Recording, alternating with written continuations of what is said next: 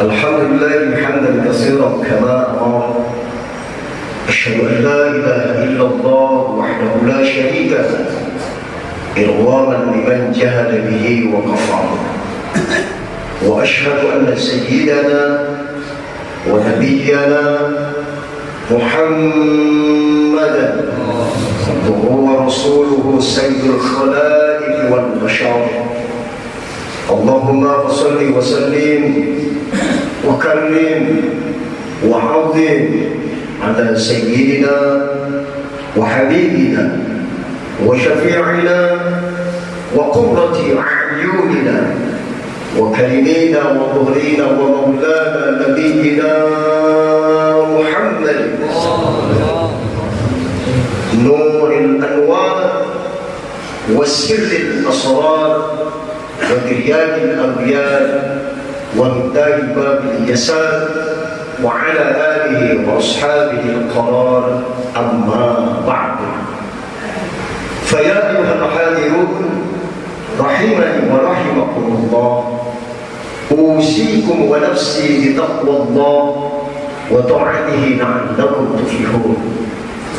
فقد قال الله تعالى في كتابه الكريم وهو أصدق القائلين: أعوذ بالله السميع العليم من الشيطان الرجيم.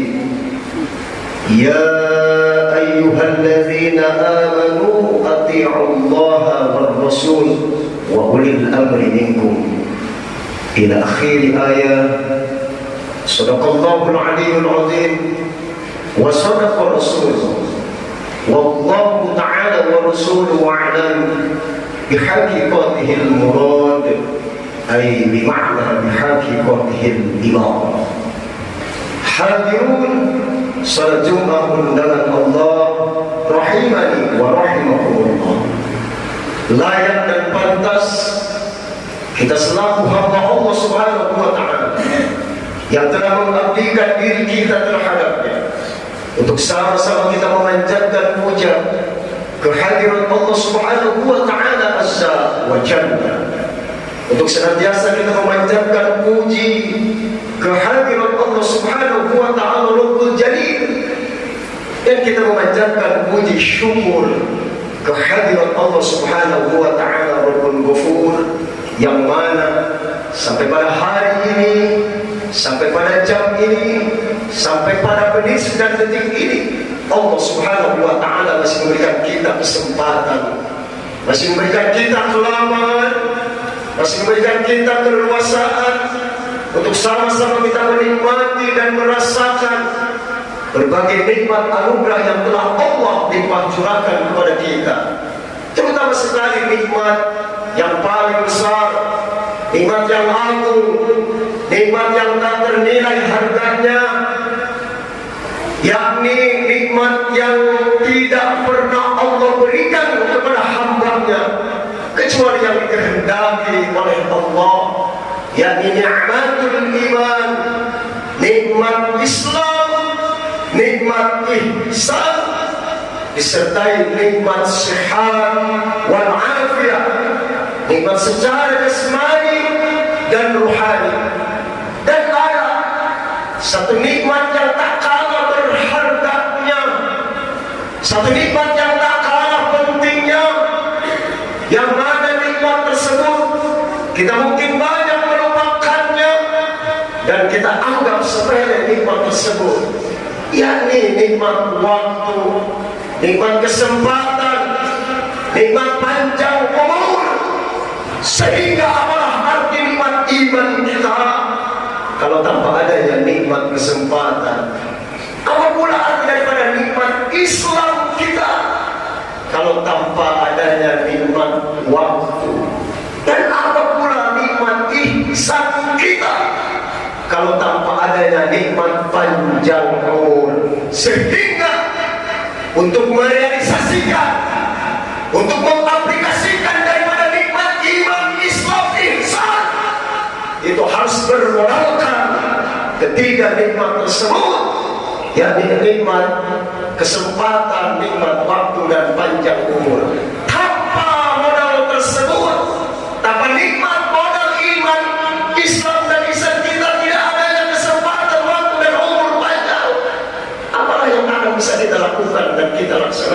untuk mengapresiasikan daripada nikmat-nikmat tersebut. Oleh karena ini saudara, wajiblah kita bersyukuri daripada nikmat kesempatan, nikmat waktu, nikmat panjang umur, sehingga kita dapat bisa melaksanakan ibadah kepada Allah dengan bermodalkan nikmat tersebut.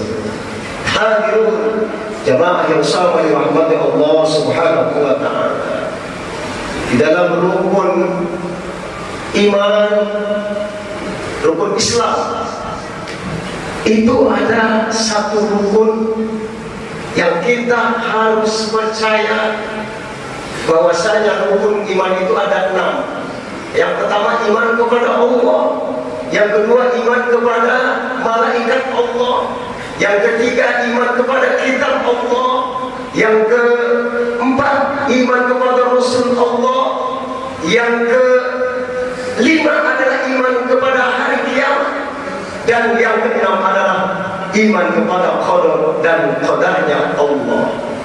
Rukun iman yang kelima itu adalah adanya hari kiamat. Hadirin jamaah yang sangat dirahmati Allah Subhanahu wa ta'ala, kelak setelah kita dikuburkan di alam barzakh, dikubur nanti akan dibangkitkan dan nanti akan dikumpulkan di satu alam yang namanya alam mahsyar, yang dimana manusia ketika itu dibangkitkan dengan berbagai jenis, dengan berbagai macam rupa manusia. Ada manusia yang ketika itu wajahnya seperti wajah, yaitu seekor tikus. Itu tergantung kepada amal perbuatan manusia ketika di dunia ini. Berarti ini manusia selama di dunianya amalannya amalan tikus yang dia lakukan. Lalu ada juga sekolongan manusia dibangkitkan di kubur. Itu ada menyerupai seekor harimau, seekor singa. Berarti ini manusia semasa hidupnya amalan-amalan singa yang dia lakukan. Bahkan di manusia ketika itu ada dibangkitkan wujudnya manusia tapi berwajah seekor kera. Berarti ini manusia ketika semasa hidupnya beramal amalan seperti seekor monyet atau seekor kera dengan berbagai macam. Maka kita akan dikumpulkan di satu mahsyar yang dimana pada saat itu kata baginda Rasulullah sallallahu alaihi wasallam, saya ambil keterangan hadis ini dalam kitab Sahihul Iman yang dikarang oleh Syekh Ibnu Hajar Al-Asqalani. Perlu dicatat saudara, ada 3 nama Ibnu Hajar. Yang pertama ada Ibnu Hajar Al-Asqalani, ada Ibnu Hajar Al-Haytami, dan ada Ibnu Hajar Al-Haythami. Ibnu Hajar Al-Asqalani itu adalah ulama hadis. Sementara yang dikatakan Ibnu Hajar Al-Haytami dan Al-Haythami itu adalah ulama fikih. Ini Ibnu Hajar Al-Asqalani yang mengarang kitab Sahihul Iman, yang dimana Sahihul Iman ini disyarahkan oleh seorang ulama yang masyhur, seorang ulama yang utama yang berasal dari negeri kita tercinta Indonesia, yang berasal dari tanah hara Al-Bantani Al-Jawi, yang mensarahkan kitab Sahihul Iman yang bernama Syekh Nawawi bin Umar Al-Bantani Al-Jawi. Dan perlu dicatat juga saudara bahwa Syekh Nawawi juga ada 2. Ada Syekh Nawawi yang berasal dari Indonesia, ada juga Syekh Nawawi yang berasal dari tanah Makkah. Ini jangan keliru bahwa Rasulullah sallallahu alaihi wasallam dalam kitab Sahihul Iman, yaitu bab Subaiyah, Rasulullah sallallahu alaihi wasallam beliau bersabda, sab'atun yuzilluhumullah yauma la zilla illa zilluh. Ada 7 golongan manusia kata Nabi di padang mahsyar itu yang akan mendapatkan pertolongan, yang akan mendapatkan naungan yauma la zilla, yang hari itu tidak ada naungan, tidak ada pertolongan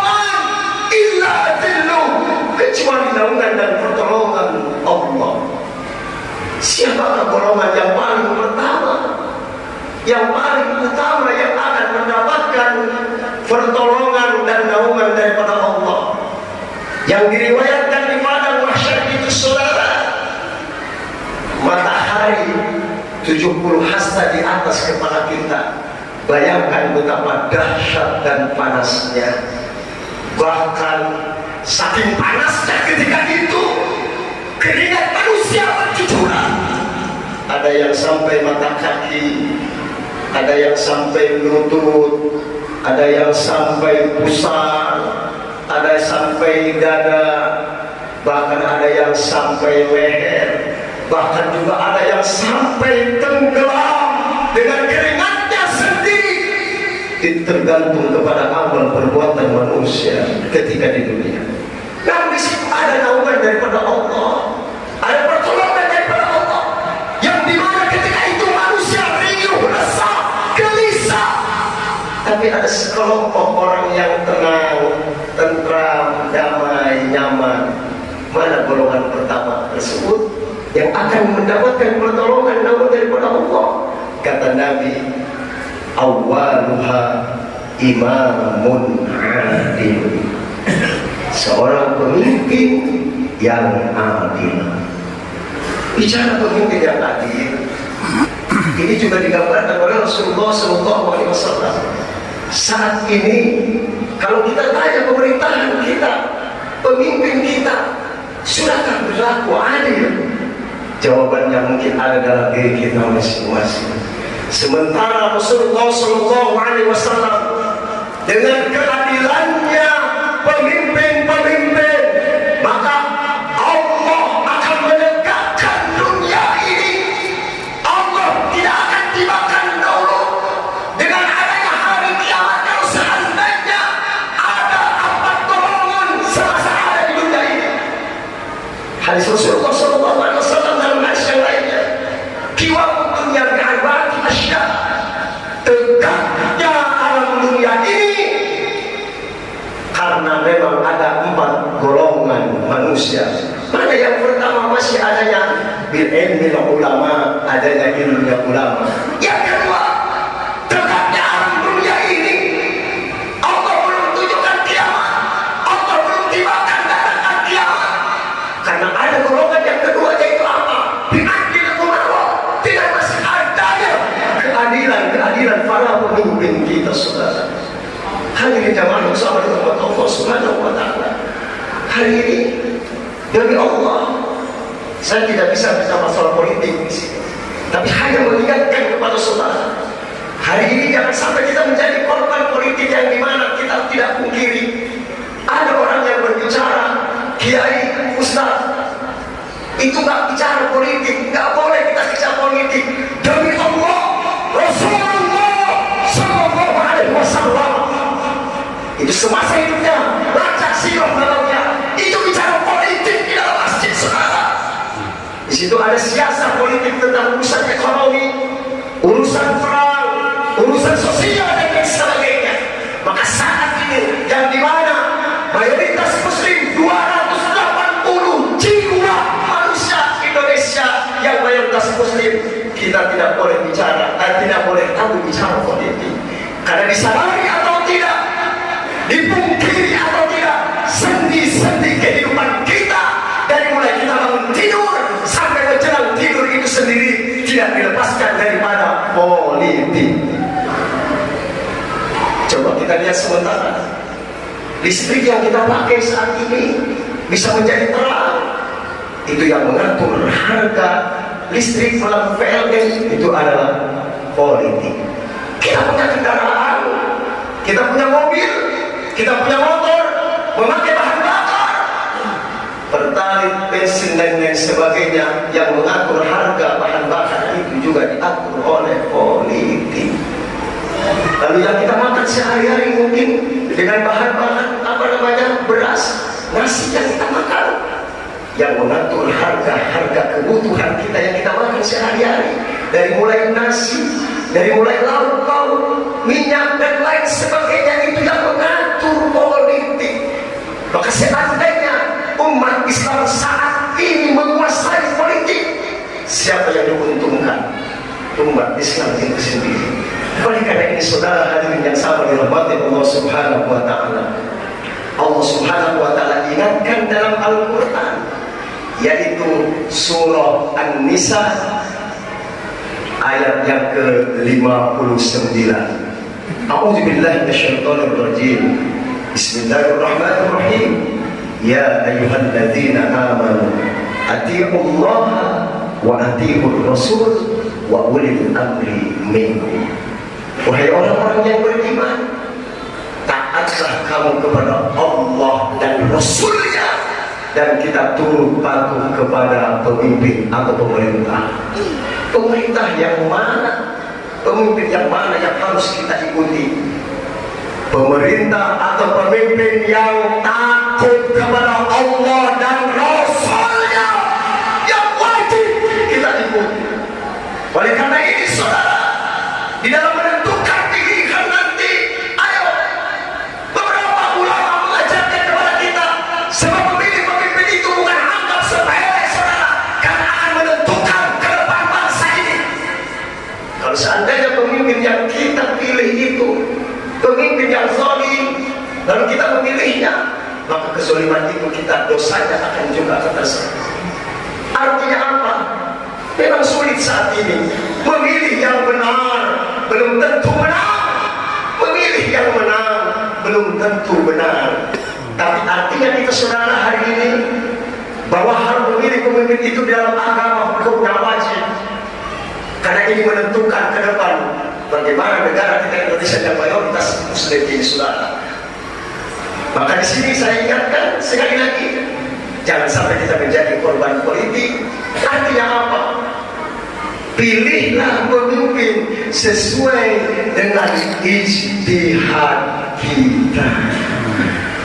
Ustaz, bagaimana kalau kita tidak bisa berijtihad? Di dalam agama, dalam syariat, Allah Subhanahu wa taala melalui syariat agama yang mengajarkan kepada kita, tatkala kita ada satu pilihan, ada beberapa pilihan yang harus kita pilih, maka istikharahlah kita. Kalau kita tidak mampu beristikharah, tanyakan kepada ahlinya. Maka di dalam Al-Quran Allah Subhanahu wa taala ingatkan, fas'alu ahla dzikri in kuntum la ta'lamun. Bertanyalah kalian kepada satu urusan yang kalian tidak mengerti. Kalau hari ini memang kita ada ijtihad, tanyakan kepada ulama-ulama kita, kepada siapa kita harus memilih. Sebab kenapa? Kelak kita akan dipertanyakan di hadapan Allah Subhanahu wa taala. Yuk sama kita buka surah Al-Isra ayat yang ke-36. Di situ Allah ingatkan kepada kita, kalau memang kita tidak mengerti, kalau memang kita tidak paham siapa pemimpin yang akan kita pilih, maka tanyakan kepada ahlinya, tanyakan kepada ulama. Mungkin di sini ada istimewa ulama, silahkan kita ikuti istimewa ulama. Ketika kita ada apapun, mereka ulama kita yang akan bertanggung jawab. Artinya apa? Kita ada hujah di hadapan Allah Subhanahu wa taala tatkala kita memilih pemimpin. Menang kalah al-insanu bitaqdir, wallahu bitakdir. Manusia punya rencana, tapi rencana Allah itu yang menentukan. Ana uridu wa anta turidu, wallahu fa'alun lima yuridu. Saya punya rencana, Anda punya rencana, tapi rencana Allah lah yang paling baik. Makanya sekarang bagaimana kita ada hujah di hadapan Allah ketika kita ditanya memilih siapa kita dalam memilih pemimpin. Adapun menang kali itu yang terpenting kita sudah memilih yang benar. Artinya kalau ada pemimpin di sini, ada 3 atau 4 pemimpin, maka lihat manusia itu tidak ada yang sempurna, pasti punya celah, pasti punya aib. Tapi di situ Allah ajarkan melalui hadis Rasulullah SAW, ketika Anda menentukan pilihan, kalau Anda bingung, maka di situ pilihlah yang lebih sedikit madorotnya. Karena manusia itu tidak ada yang sempurna, pasti punya kesalahan dan punya aib dan celah. Sebab kenapa tadi Allah ajarkan jangan sampai kita salah memimpin, maka tanyakan kepada ahlinya. An-Nisa ayat Al-Isra ayat 36 Allah ajarkan kepada kita, a'udzubillahi minasyaitonir rajim, wala takfu ma laisa laka bihi ilmun inna as-sam'a wal basara wal fu'ada kullun ulaika kana mas'ula, yang artinya wala takfu, dan janganlah engkau mengikuti sesuatu yang kalian tidak paham, sesuatu yang kalian tidak mengerti, sesuatu yang kalian belum kenali. Karena apa? Inna sam'a, kata Allah, sesungguhnya pendengaranmu, wal basara, dan penglihatanmu, wal fu'ada, dan hati nuranimu, ulaika kana mas'ula, akan dipertanyakan di hadapan Allah. Termasuk kita juga dalam hal memilih pemimpin, saudara. Oleh karena ini, ayo pilihlah pemimpin yang pertama yang punya kriteria. Mana? Yang pertama, a'lamuhum, orang yang secara keilmuannya memadai. Yang kedua, wa akhlaquhum, orang yang memiliki akhlak yang mulia. Yang ketiga, pilihlah pemimpin yang dekat kepada Allah dan Rasulnya. Insya Allah, mudah-mudahan kita diberikan oleh Allah Subhanahu wa Ta'ala pemimpin yang amanah sesuai dengan kriteria baginda Rasulullah SAW, pemimpin yang siddiq, pemimpin yang amanah, pemimpin yang batona dan tabligh. Mudah-mudahan semuanya kita berharap kepada Allah Subhanahu wa Ta'ala. Ikhtiar yang kita lakukan seperti saya katakan tadi, penentuan al-insan ditadbir, wallahu bitakdir. Manusia punya rencana, manusia punya ikhtiar, manusia punya usaha, tapi ketentuan kudrat dan iradah Allah yang pasti. Yang pasti sekarang ini kita berjuang. Mudah-mudahan kita diberikan pemimpin yang amanah, yang bisa membawa kemaslahatan buat umat, yang bisa membawa mengamanoni, memimpin 280 jiwa penduduk Indonesia. Kalau ini dipimpin 250 juta jiwa dengan pemimpin yang, mohon maaf, yang secara keilmuan, secara akhlak, secara etika dan lain sebagainya, ini akan berlangsung. Karena kullukum ra'in wa kullu ra'in mas'ulun an ra'iyatihi. Setiap kalian adalah pemimpin, dan setiap pemimpin akan dimintakan pertanggungjawabannya di hadapan Allah. Termasuk kita juga dalam memimpin diri kita, dalam memimpin bahtera keluarga rumah tangga kita, itu akan dipertanyakan di hadapan Allah. A'udzubillahi minasyaitonir rajim. Bismillahirrahmanirrahim. Wal 'asr innal insana lakhusr illa alladziina aamanu wa 'amilus shalihati wa tawassaw bil haqq wa tawassaw bis sabr.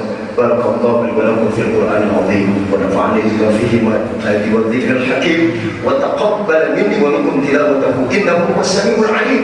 Aqulu qawli hadza fastaghfirullaha al-'azim li wa lakum wa li sa'iril muslimina wal muslimat wal mu'minina wal mu'minat fastaghfiruhu innahu huwal ghafurur rahim. Allahumma salli ala sayyidina Muhammadin wa ala ali sayyidina Muhammad. Alhamdulillah, alhamdulillahilladzi amarna bi'adil hadi wa bi'adil sawab bihamdil matin.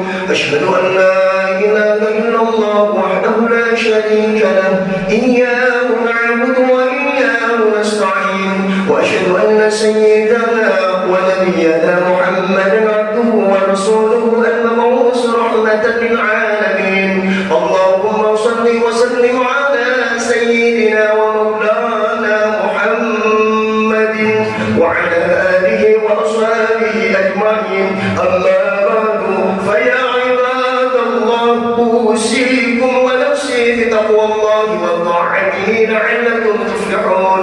واعلموا أن الله تعالى أمركم، بدأ فيه بنفسه وثنى بملائكة مسبحة بقدسه، فقال تعالى: إن الله وملائكته يصلون على النبي يا أيها الذين آمنوا صلوا عليه وسلموا تسليما. وارض اللهم عن الخلفاء الراشدين ساداتنا أبي بكر وعمر وعثمان وعلي وأمكية الصحابة وتابعين تابعين ومن تبعهم بإحسان إلى يوم الدين. وعلينا معهم برحمتك يا أرحم الراحمين.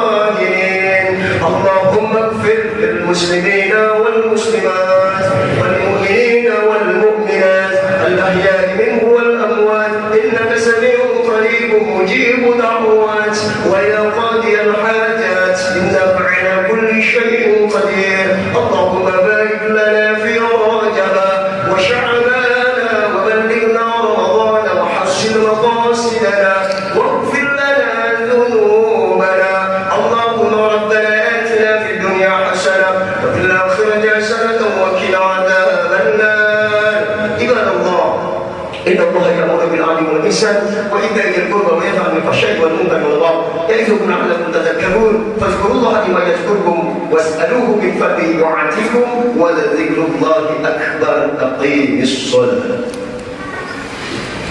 الله أكبر الله أكبر أشهد أن لا إله إلا الله أشهد أن محمدا رسول الله حي على الصلاة